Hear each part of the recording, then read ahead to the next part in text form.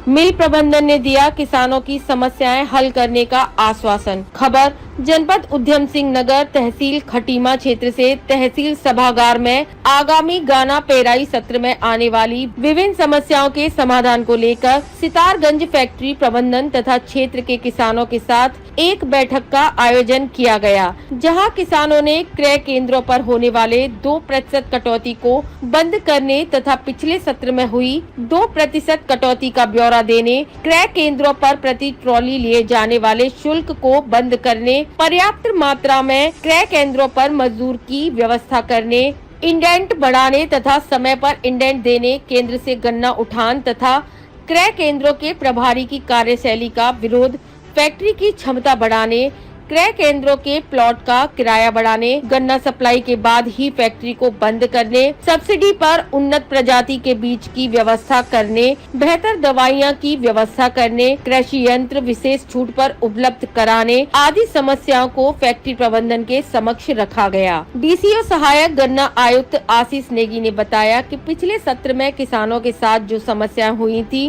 तथा किसानों के माध्यम से जानकारी मिली है, किसानों की समस्याओं के समाधान के संबंध में किसानों से भी सुझाव लिया गया है। साथ ही साथ उन्होंने आश्वासन दिया कि पिछले सत्र में जो समस्याएं आई थी, आगामी क्षेत्र में किसानों को उन समस्याओं का सामना नहीं करना पड़ेगा। किसानों की भी सभी समस्याओं का समाधान करने का पूरा प्रयास किया जाएगा। तो क्या आश्वासन मिला है? देखिए, पिछले साल जो है किसानों को काफ़ी दिक्कतें आई। एक तो ट्रांसपोर्टेशन वाली दिक्कत सबसे ज़्यादा थी।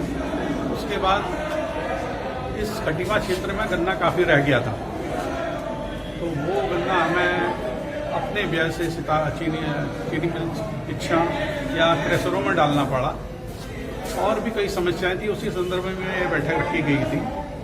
और क्योंकि सितारगंज चीनी मिल का मॉडर्नाइजेशन हुआ है और कैपेसिटी भी बढ़ी है, उसी को लेकर हमें ये चिंता थी, क्योंकि गन्ना क्षेत्र केवल खटीमा ही में बढ़ा है, सितारगंज में बढ़ा नहीं है।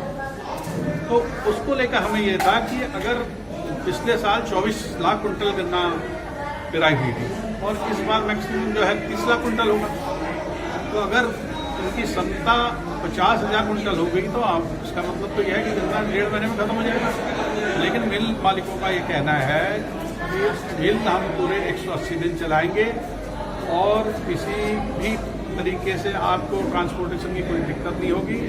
गन्ने का भुगतान तो खैर 14 दिन के अंतर्गत होते रहा। और भी कई मुद्दों पर चर्चा हुई और किसान संतुष्ट हैं। और आगे देखना है कि मिल का कहना है कि 15 नवंबर से मिल चलाएंगे। और हमें ऐसा लगता है अगर इस बार इन्हें सुचारू रूप से मिल चलाई और किसानों को कोई दिक्कत नहीं हुई तो गन्ना क्षेत्र में और जो है गन्ना इस क्षेत्र में बढ़ाया जाएगा।